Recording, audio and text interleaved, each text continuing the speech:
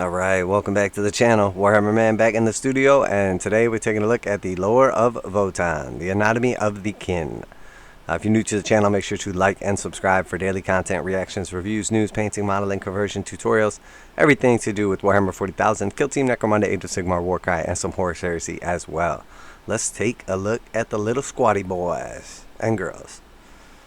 As time draws closer for the leagues of Votann to be unleashed into the battlefields of Warhammer 40,000, we take a look at what makes them tick and where their formidable battle prowess comes from. So we can see a couple pieces of art right here. Got like a little kind of bionic looking deal going on. That looks sort of like one of the bike riders. A little more of the traditional kind of look. That face is a little... ugh. Maybe that one fell to chaos. While the leagues were unveiled in April this year, they faced their lineage back to the game's early days, as well as occasionally popping up on the ravaged planet of Necromunda, where their cousins, the Ironhead Squat Prospectors, can be found searching the riches under its irradiated crust. How do they measure up? So yeah, that looks about right. See, this is exactly what I was talking about. Everybody was complaining, and they're like, oh, more Primaris Marines.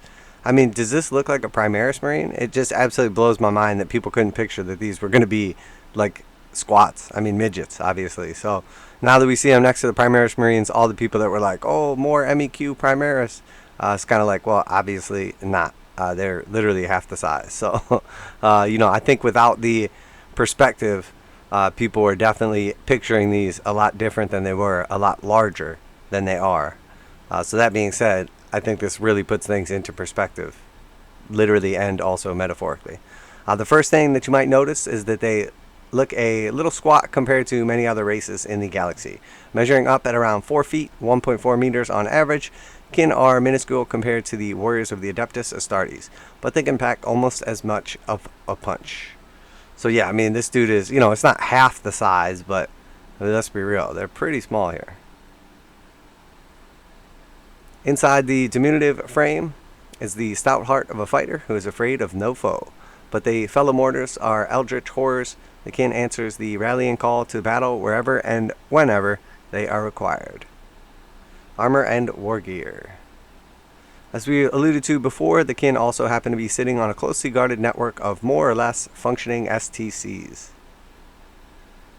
The leagues may move slowly, but they are not stuck in the technological rut, unlike some factions we could mention. The engineers called Brokers command the auto foundries of each kinhold from their personal ANVY, anvil terminals, I guess. But what are they forging?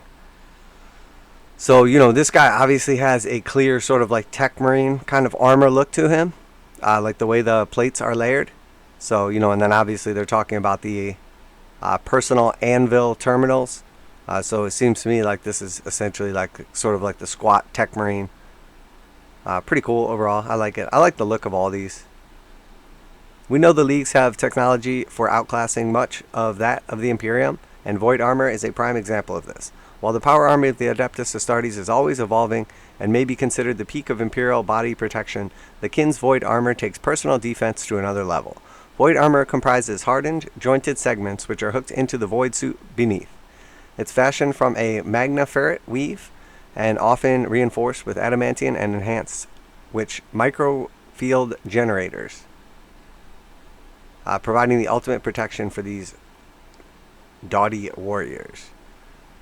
Microfield generators. Interesting. So maybe we're going to see some sort of like invulnerable save, six up across the board or something like that. Kin and culture. Culture is in general is incredibly important to the leagues, and much like the requirement of the Imperial Knight pilots to honor their ancestors, kin are also acutely aware of the ancestors are always watching, a phrase which is used as a blessing, battle cry, and warning interchangeably. The ancestors are always watching. That is definitely a little bit creepy. So here we see what looks like sort of like an Imperial... I'm not sure exactly. Maybe like a fleet commander or something like that. Possibly. Definitely not. I wouldn't say a navigator. Maybe maybe a rogue trader or something like that. But pretty cool. Obviously the Votann here Not quite in like the regular armor that we've necessarily been seeing, but a little more classic of a head. And clearly we see with the jacket and the bike in the background, this is one of the hover trike riders, one of the scouts or forward reaching kin. Very cool. I'm really liking the squat so far. I mean, there's definitely some things you can nitpick about them, but overall, I like it. I'm glad they're back. The rugged survivalist culture of the Leagues of Votann has bred a long-lived, hardy, and self-sufficient race. In order to truly honor in order to completely tongue-tie myself, in order to truly honor the ancestors, every member of the hold must also endeavor to live a full life, discouraging as much as they can and discovering as much as they can and offering their learned experience to the Votann. This thirst for knowledge has led the kin to launch countless exploratory and prospecting fleets into the wider galaxy, and even fight as mercenaries to the species wars. So interesting, a little bit more lore there. I think the most important thing of note here, as we didn't really get much information about them, is potential for an invulnerable save. But this to me is the most important thing, the size comparison. And again, this is exactly what I was expecting the entire time. For all the people that were just saying more Primaris Marines, obviously, let's be real here. I mean, the gun is the same size as the Primaris Marine, but the dude is half the size. So, obviously they're squats. They're supposed to be small. I like so far what we've seen as far as the overall aesthetic. I think the necromunda squats definitely have a little more of the traditional look to them, a little more classic. But I really like how these look so far. I like the flip down visors. I like the, robot ones. The weapons look super cool. The lore is cool so far. So I'm really excited with where they take this. So let me know what you think down below. Always like to hear back from the community. Obviously appreciate all the kind words, the feedback, and of course, if you have not liked or subscribed yet, make sure to do so, as it really helps out the channel. And obviously, if you're into Warhammer 40,000, Kill Team Necromunda, Age of Sigmar, Warcry, or Horus Heresy, we do put out at least one video every single day. Reactions, reviews, and news like this, painting, modeling, and conversion tutorials. And then, of course, we are a commission-based studio, so we show off our commissions as they leave the studio. And we always leave in the comments or description down below all of the paints used, what order, techniques, and then obviously links to all the various tutorials so that you can create any of these your own for yourself. So that's it for today, Warhammer Man Studios. I'm Warhammer Man, and I'm out of here.